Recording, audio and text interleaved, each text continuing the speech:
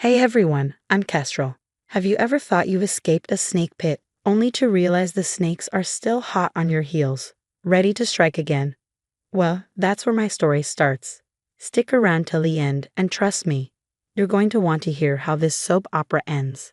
And hey, don't forget to like and subscribe if you're curious about how my ex-mother-in-law almost stole my life. Picture this, you finally got it together after a messy divorce. You're standing on solid ground, thinking, yes, I made it. Then bam, karma winks and says, not so fast. That's where I found myself just last month.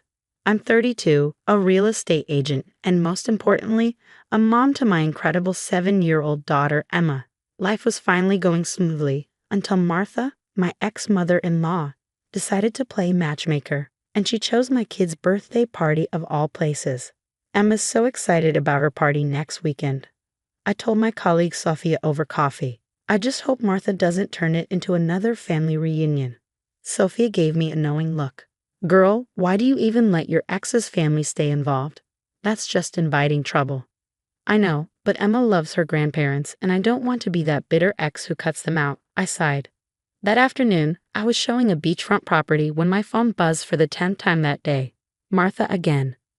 Kestrel dear, did you order the cake yet? I went ahead and ordered one myself, just in case. And oh, I invited a few more people. You remember my nephew James, don't you? Martha, we agreed on a small party. Emma gets overwhelmed with too many people. Nonsense. Family is everything. Besides, James has been asking about you. I hung up, my stomach twisting. Ever since my divorce from Michael 2 years ago, after I caught him with his work colleague in our own bed, Martha had been relentless about pushing eligible bachelors my way. Lately, her focus had zeroed in on James, who mysteriously seemed to appear at every family event. That evening, as I was helping Emma with her homework, my ex-sister-in-law, Rachel, called. Hey, just a heads up, Mom's planning something for Emma's party.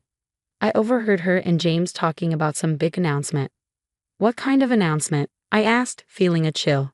Not sure, but knowing Mom. Be careful, Kestrel. James isn't exactly the nice guy she makes him out to be. I looked at Emma, who was happily coloring her princess invitations, blissfully unaware of the storm brewing. After Michael's lies, gaslighting, and emotional manipulation, I'd vowed to keep toxic people out of our lives. But Martha was like a spider, weaving her web so subtly you didn't realize you were trapped until it was too late. Mommy, can I wear my tiara to my party? Of course, baby. It's your special day, and nothing's going to ruin it. If only I had known how wrong I was. Sometimes the people who claim to love you the most are the ones with a knife hidden behind their back. I closed my laptop, done with work for the day, watching Emma twirl in her princess dress. We'd survived Michael's betrayal, rebuilt our lives, and found our rhythm. But Martha's constant meddling was escalating, and something about this party felt like the calm before a storm. The morning of Emma's birthday began like a fairy tale, streamers, balloons, and my little girl bouncing with excitement. But by the afternoon, it was starting to feel like a nightmare. Mommy, Ashley and Katie are here. Emma squealed, running to greet her friends in her sparkly purple dress as I hung the last of the decorations. When Martha burst through the door, she brought what looked like half the family tree in tow. Where should we put all these extra chairs? She trilled. James, be a dear and help set them up. My heart stopped. James. Of course he was here, flashing that fake smile that never quite reached his eyes. Before I could protest, Martha had taken over my kitchen, moving everything I carefully arranged. These store-bought cupcakes won't do, she declared, shuffling my carefully prepared food aside. Good thing I brought my homemade ones. Martha, Emma specifically asked for chocolate cupcakes, which is why I... Nonsense. Trust me, I know what's best. Oh, James, doesn't Kestrel look lovely today? Across the room, Rachel caught my eye, her worried expression mirroring my own. The party was growing stifling with all these uninvited family members, most of whom I'd never even met. Emma's friends huddled together in a corner, looking overwhelmed. Then it was time for cake. My stomach churned as Martha insisted on gathering everyone around. Emma stood there, her tiara askew, 7 tiny candles flickering in front of her. She looked so small amidst the crowd of strangers. Before we sing, I have a wonderful announcement. Martha's voice rang out, sharp as a bell. Martha, don't. Rachel tried to interrupt, But it was too late. Our dear Kestrel and my nephew James are getting married. Isn't it wonderful? Emma's finally getting a new daddy. The room fell silent. Emma's face crumpled, her eyes filling with tears. But I don't want a new daddy, she whimpered. James stepped forward, attempting to put his arm around me. Surprise, honey. I shoved his arm away, my voice shaking with rage. What the hell is wrong with you people? You are lying. Emma burst into tears and ran upstairs. Her friends' parents looked horrified, murmuring excuses as they gathered their things to leave.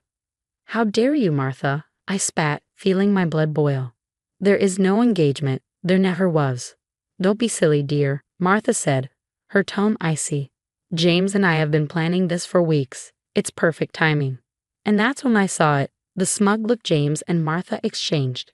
This wasn't a misguided attempt at matchmaking. This was calculated. Everyone out. Now, my voice was ice cold. The party's over.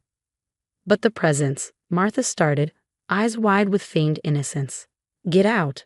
As the crowd filed out, I caught James whispering something to Martha. She nodded, that smug smile plastered on her face. Only Rachel stayed behind, helping me clean up the wreckage. Kez, there's something you need to know about James, she said quietly. He's done this before. Upstairs, I could hear Emma's muffled sobs. My little girl's special day had been ruined, and beneath my fury, something stronger was brewing. Determination. They thought they could manipulate me, push their way into our lives. But I'd had enough. This wasn't just about a birthday party anymore. This was war. 2 days after the party fiasco, I sat with Sophia at work, still trembling with anger as I showed her Emma's new therapy schedule. She hadn't slept through a single night since that day.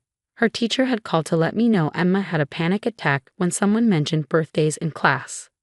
Sophia's fingers flew over her keyboard. Your mother-in-law picked the wrong real estate agent to mess with. I've got contacts all over. Let's see what Prince Charming James has been up to. My phone buzzed. A passive-aggressive text from Martha. Emma needs a father figure. You're being selfish. Sophia spun her monitor around. James Henderson, formerly James Mitchell. He's changed his name twice in 5 years. Look familiar. The screen showed a list of lawsuit filings. Multiple women, single mothers, accusing him of love bombing, staging fake engagements, then helping his family file for custody rights. There was more. Rachel had joined us, holding a worn notebook. I found Mom's notebook. She's been documenting everything. Every time Emma was late to school, every scraped knee, every day you worked late. She's building a case. My blood ran cold. A case for what? Grandparents' rights, Rachel said, her face pale. With James claiming to be Emma's future stepfather, they think they have grounds to petition for partial custody. Nausea twisted my stomach as I opened Martha's Facebook page. Hidden within her posts were countless subtle jabs. Praying for my granddaughter Emma. Single mothers have it so hard. Worried about Emma's emotional well-being. Children need stable father figures. She'd been planning this for months. Rachel's face softened. She did the same thing to Michael's first wife, you know. Made her look unstable until she finally gave up trying to see her son. The pieces fell into place. My marriage to Michael, the constant interference, the surprise visits, it wasn't just manipulation. It was a scheme. Martha had chosen me because I was young, successful, someone who'd look good to the courts. I wasn't just fighting for birthday memories anymore. I was fighting for our future. They're coming for Emma, I whispered, voice cracking. Not if we stop them first, Sophia said firmly, grabbing a fresh notepad.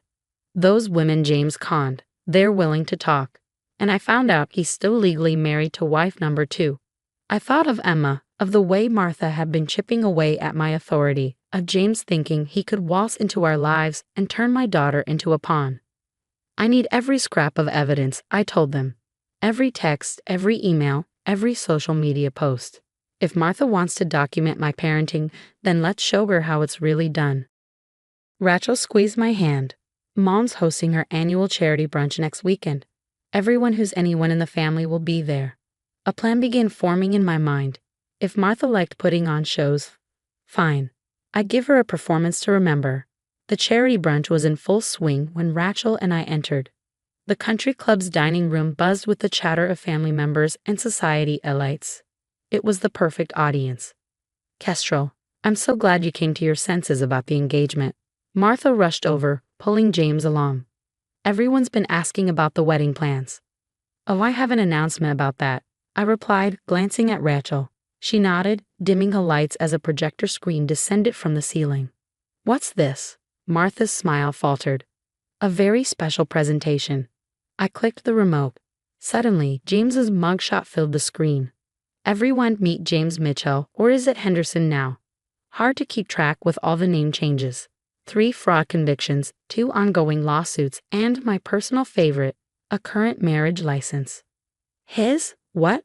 Martha's face went white. That would be to me. A woman strode into the room, a designer handbag swinging at her side. Hi, honey, miss me. James stumbled backward. Sarah. Thanks for the tip about my husband's whereabouts, she nodded at me. The divorce lawyer says the fraud charges are a slam dunk. Martha tried to regain control. There must be some mistake.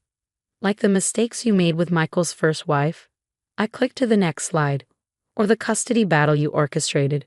Or these posts defaming my parenting. I was protecting Emma. By traumatizing her. I asked. By making her afraid of her own birthday. An older woman stood up, Martha's sister. Is this true? Like what you did to my daughter-in-law? The room erupted. Years of Martha's lies and manipulation unraveled as more family members connected the dots. You told me Janet abandoned her son, a cousin said. So that's why Claire left town. As James tried to slink toward the exit, 2 uniformed officers blocked his path. Sir, we have some questions about those fraud charges. 6 months later, Emma and I stood in our backyard, hanging decorations for her half-birthday party. Her therapist had suggested reclaiming birthdays with happy memories, just us and real friends this time. Rachel and Sophia were helping too. Since that fateful brunch, Martha's social circle had crumbled. James was facing jail time for fraud, and Sarah won everything in the divorce. And Martha? The family court judge took one look at the evidence and terminated all her rights to see Emma. I watched my daughter, healthy and happy again. Sometimes the best revenge isn't about getting even. It's about breaking free and building something better from the ashes. Emma and I, we were just getting started. What would you have done if your mother-in-law announced a fake engagement at your child's birthday? Would you expose her immediately or plan a calculated revenge like I did? Share your thoughts in the comments below.